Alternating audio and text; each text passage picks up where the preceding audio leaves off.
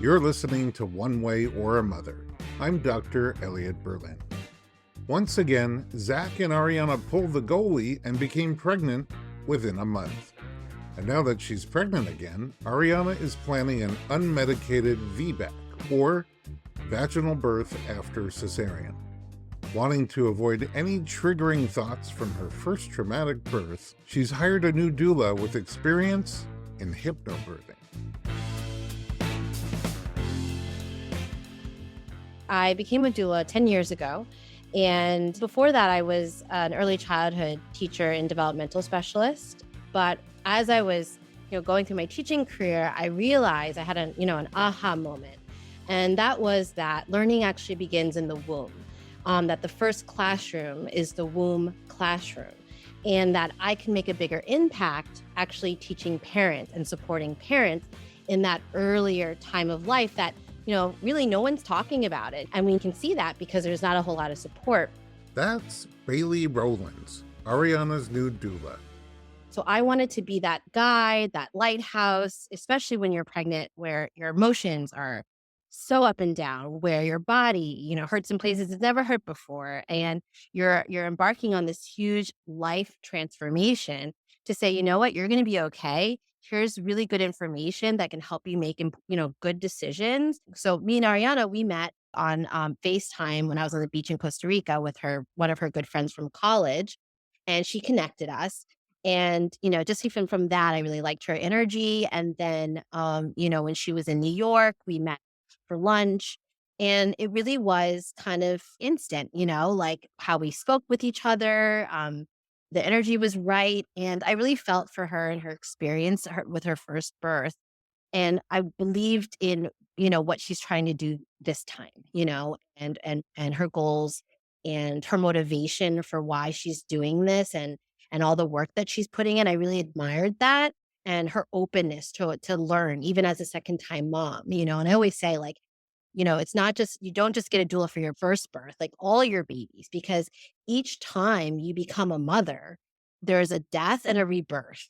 And that rites of passage deserves to be honored. But yeah, Arianna, it was just kind of like love at first sight. And I really felt her journey, and I felt like I wanted to be a part of her VBAC. Hypnobirthing is a technique initially developed by Marie Mongan in the 1980s to help a laboring woman ease into a state of relaxation so that she could surrender to the natural process of birth. Hypnobirthing can be used to minimize fear around labor and birth and help manage pain without medication. So we're doing 5 sessions of hypnobirthing. I'm also reading the hypnobirthing method book. The Mongan method. The Mongan method, yes. And so that all the information that she's teaching me is in there already. So it's good to have it being taught to me. And she'll do guided hypnosis with me through Zoom. And we'll do fear release that way. And she tries to get to see how susceptible I am to being hypnotized. So she does that initially herself. And then in addition, every single day, I'm supposed to listen to a rainbow relaxation hypnosis. So Yes. I essentially hypnotize myself every night. So there are many things that you can do to prepare for a positive birth experience. One of the things that I'm doing with Arianna is hypnobirthing. And hypnobirthing is a childbirth education program that teaches the mind-body connection about birth. This is the side of birth that's untold when you go to your, OBGYN or your gynecologist, okay? Birth is not purely anatomical and physiological. There's an emotional, mental, and spiritual component to the whole thing. And so hypnobirthing addresses that. It's taking hypnosis, or if a better word is deep relaxation, where you move from beta, work, move, do, organize, to alpha, which is like reading or driving long distance, slightly more relaxed, to theta, which is much slower brain waves, kind of deep meditation and relaxation. And then obviously there's delta, like when you're sleeping. So we actually go through all of those phases throughout the day. We don't even realize it. Hypnobirthing helps you get to that theta state on command, on cue, when you need it. And when surges, that's what we call contractions, get very intense and very strong, you can cue your body to not tighten your shoulders and tighten your pelvic floor and move away from your baby and move away from the pain or what we call sensation. But you can cue your body to surrender, to let go, to unfold, to relax, to release. There are different breathing patterns that you can do to calm yourself down, surge breathing, different visualizations. So all of it kind of culminates so that I'm essentially in charge of my own body, and I'm essentially in charge of my own relaxation, and I can get there by myself at any point that I choose. So that's sort of the gist of it, which I love. Imagine letting go of all anxieties, fears, frustrations, self-doubts, disappointments, and even the fatigue of life's daily demands. See them all being washed away as though by a gentle shower of soft cleansing rain. Give yourself permission to be emotionally relaxed and free of all negative thoughts. Feel how wonderful it is to release all of these intrusive emotions that needlessly offend your mind and your body and cause you to have doubts or fears about birthing and parenting. Feel how great it is to be completely and fully, physically and emotionally relaxed. When we come back, we'll listen in as Arianna settles deeper into her hypnobirthing session with Bailey. Do not listen to this episode while driving or operating heavy machinery. I'm serious. This episode is best consumed in a comfortable place where you can relax and tune in or tune out for a few minutes of meditation.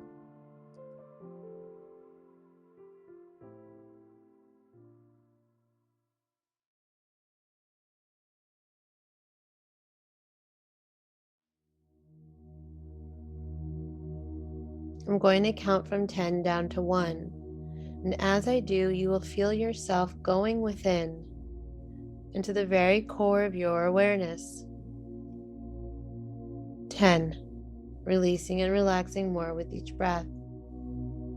9. Moving deeper, turning to your inner self. 8. Moving into who it is that you are. 7. Softly, gently, moving down inside yourself. 6. Going into your inner essence, whatever you sense that to be. 5. Moving down into your place of wisdom. 4. Beginning to sense the core of your own wisdom, the wisdom that brought you here, because on a deeper level, your knowingness tells you that giving birth gently and easily is your birthright. You've come here to claim that birthright, to trust in yourself and your body. 3. Moving to the place where your knowingness will reveal to you the determination, strength, confidence, wisdom, and the trust that you seek to gently and easily bring your baby into the world, just the way you and nature intended. And now, with all your newly found confidence and trust, you now know that you can do it. You've seen it, felt the joy of it. I'd like you now to take just a moment to choose in your mind just what you will experience through your labor. Will it be tightness, pressure, weightiness, a pulling up, numbness, heaviness? It's your choice. Choose now. Next, spend a few moments thinking about the length of your labor. Decide now just how much time you will spend in your labor. Will it be less than 10 hours, 5 hours, 3 hours? You choose. Determine just what the length of your labor will be. Next, take a few moments to see yourself wrapped in a relaxing mist of your birth color. When you're in labor, all you'll have to do is envision yourself in this birth color, and deep relaxation and comfort will be yours. It's almost time to return to your conscious surroundings now. And as you get ready to leave, you notice that there's a door to your right. Step past that door, and you find yourself standing at the front of a stage. Step out onto the stage. In front of you is a group of people. This group represents all of the people to whom at one time or another during your life you may have given over your power. See them. Parents, clergy, sisters, brothers, other family members, friends, roommates, teachers, lawyers, doctors, nurses, midwives, your spouse, and anyone else who comes to mind. Look at this group of people and silently repeat the words that I'm going to say. I gave you my power because I wanted you to accept me, to love me, to provide for me, to nurture me, to care for me, to guide me, to act in trust for me, to protect me and my baby, to help me make good decisions, to support me in my decisions. But now, I'm taking back the power that I relinquished to you. I know that I'm fully capable of calling upon my own inner power and strength to ensure my own well-being. I know that I am an integral part of this wonderful universe, and I have within me the ability to reclaim and use all of the power that I gave to others. To accept myself with love, to provide for myself, to nurture myself, to care for myself, to protect myself and my baby, and to make good decisions for myself and my baby. I know I'm able to guide my own life, and so now I am taking back my power to use for my own good and well-being. When you're ready, open your eyes, feeling good, feeling trust in yourself. Welcome back. Hello. How was it? That was great. That was definitely the deepest I ever felt like we went. Which was cool. Cool. What was different? Probably the imagery, just being able to access the imagery was easier this time. And it was exciting imagery. Also, that there was a goal behind it, or knowing that there was a goal behind it, made it really easy to access the depth. So that was pretty cool. There's a lot of noise going on in my house right now, and it all just Tuned up. yeah, went away. And that's really hard for me. I sleep with earplugs. So that was really awesome. Yes. Yeah, it felt really good. And did some of the things come up? Were you able Yeah, to? different things came up though. Yeah, different things came up. Just certain things that people said to me before when I was giving birth or after the birth about like the nursing stuff. I was like, whoa. And then think about that stuff, but it came up and I was like, oh yeah. And then when the giving your power away thing came up, I was like, whoa, I really did give up so much of my power, not just during birth, but especially after. Obviously, physically, I had to rely on other people, but emotionally, mentally, I completely gave up. I gave it all up. So that was interesting. That was specifically awesome. I'd listened to so many people's advice over, and I couldn't find my own inner voice at that point. I was just so Yeah. done that it was everyone else's voices were filling my head. So it was really nice to let that go. Yeah. Yeah. You have everything you need right here inside yourself. And while community and friends are important, you have everything you need inside yourself for this act right here. Yeah. Yeah. So if they're not positive or not lifting you up, even if their intentions are good, but the result is failing to miss the mark. Yeah. Yeah. Yeah.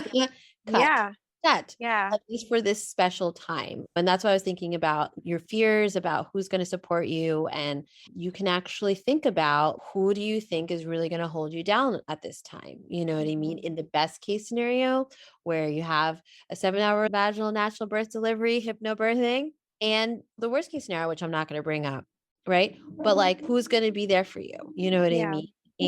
And talk about that and talk about what you need. And if those people are not able for whatever reason, that's quite okay. You know that. So we're not trying to like force it or like, you know what I mean? You're not going to be let down because they're not doing something you're expecting them to do. Like, we just know all the cards on the table, basically. Totally.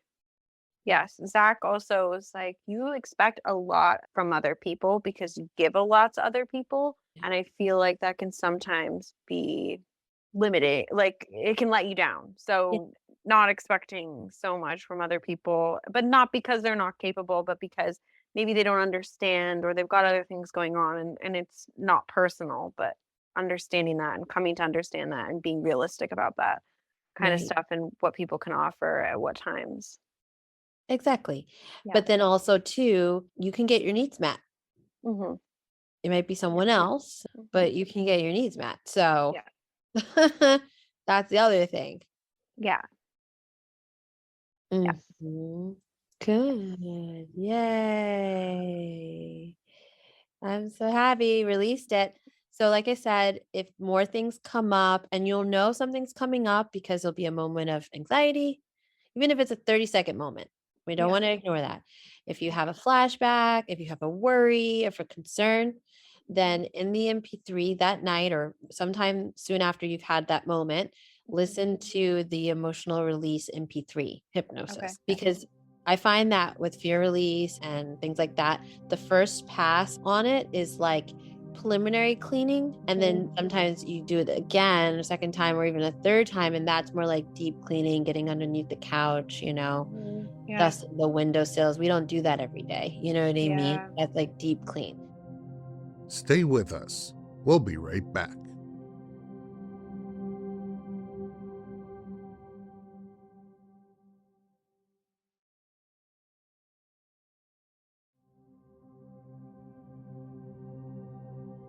So check in how you're feeling, about especially some of these specific triggering topics over the next few days. And if they still feel like kind of still there, especially the one about you not doing enough, like if you still kind of feel that way, even though I know your rational brain gets that you're doing a lot, but if there's emotion deep down that you're not good enough or you're not doing enough, then keep releasing it, keep working with it.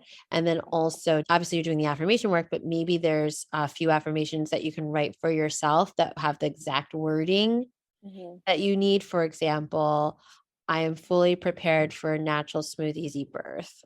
I'm doing everything I need to do to have a smooth, easy birth. I have my community is coming to me. They're everything I need for support.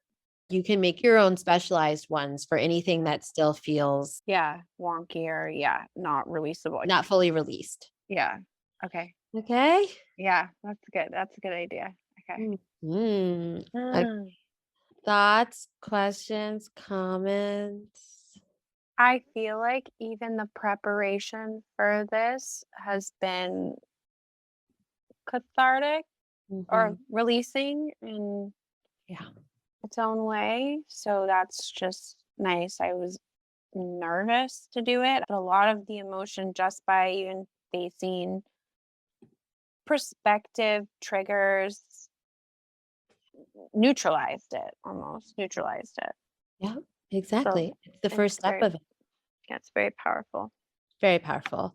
And again, my favorite acronym for fear is false evidence appearing real. Okay. It's not real. Yeah. That's so true. False evidence appearing real. It appears real to us in our minds, but it's not actually our reality. I'm going to have a tough postpartum recovery. That's not real because it's in the future and it hasn't happened yet. Yeah. So we're not going to give it mental, emotional space at all. Right. Because then you manifest it. Because then it can, and then I like to say womb-nifest, because that's where we manifest things from our womb. Yeah.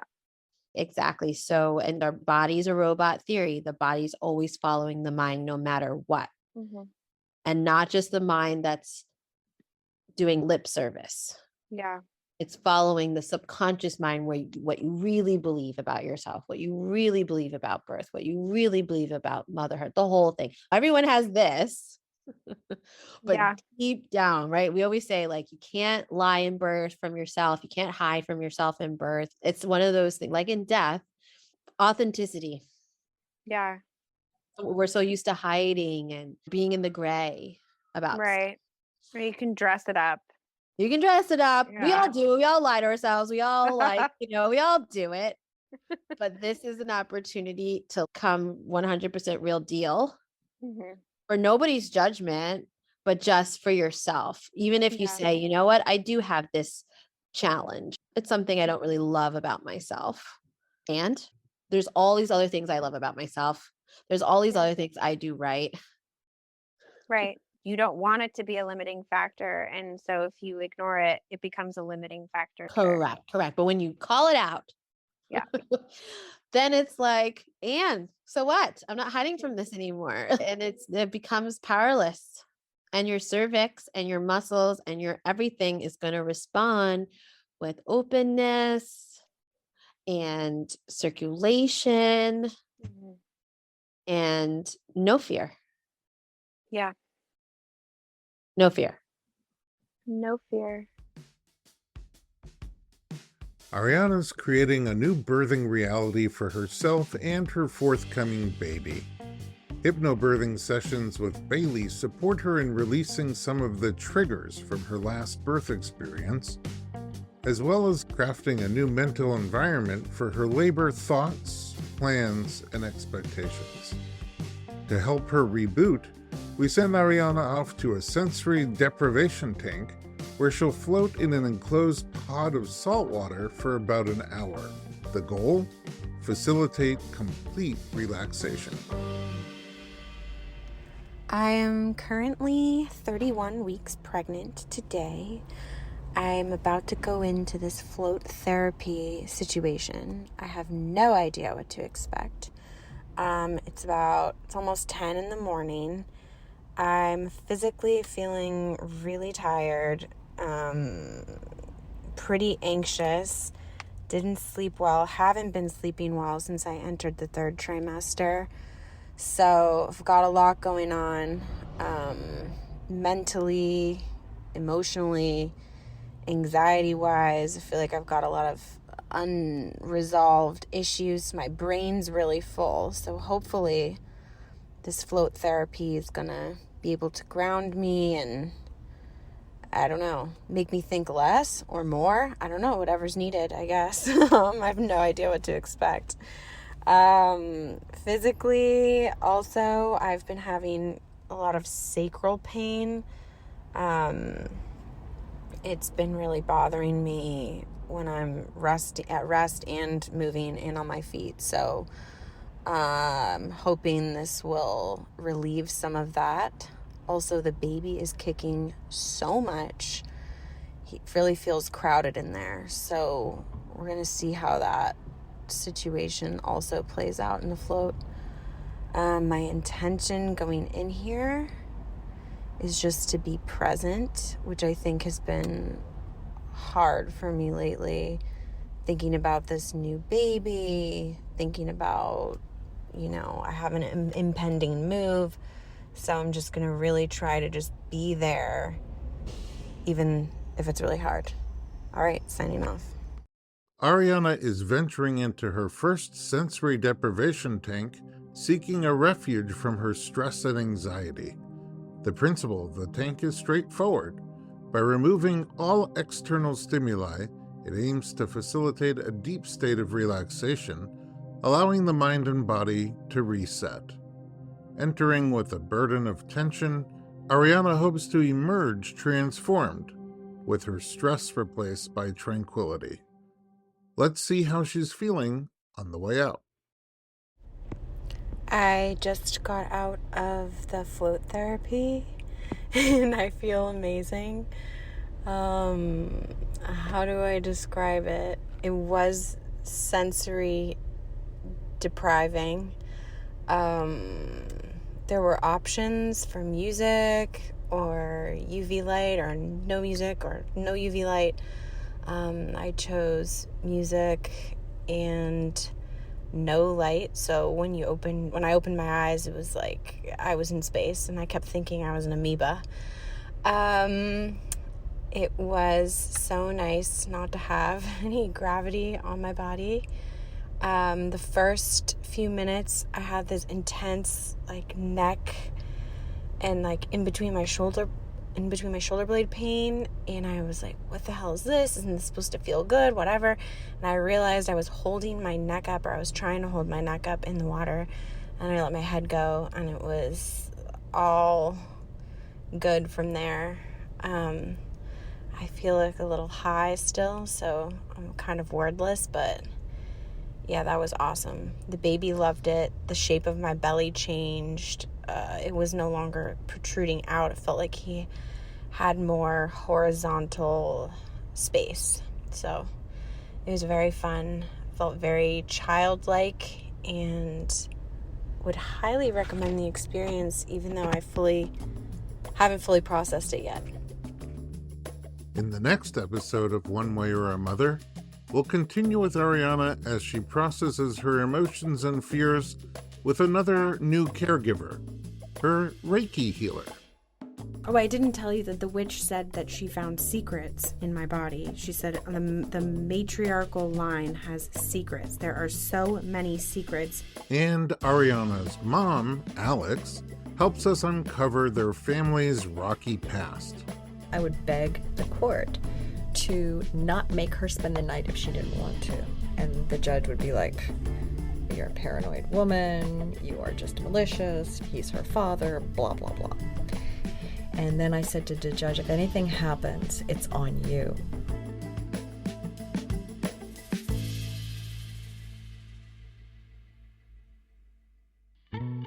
Creator, producer, writer, and a host of One Way or a Mother is Dr. Elliot Berlin, D.C. Rose Hart-Landsberg and Natalie Pulvino are the writers and producers. Paul Greenberg is the consulting producer. Nishida was the sound engineer at Pacifica Studios. Nikola Tarabaovic was the audio engineer. Story editing and sound mixing by Mallory, Edson. Theme music composed by Guilherme, Silva. Juliet Lamar was a contributing editor. Special thanks to Arianna, Zach, and their family, and the providers for sharing their birth story. One Way or a Mother is an original production by Berlin LLC and the Informed Pregnancy Project. All rights reserved. Thanks for tuning in.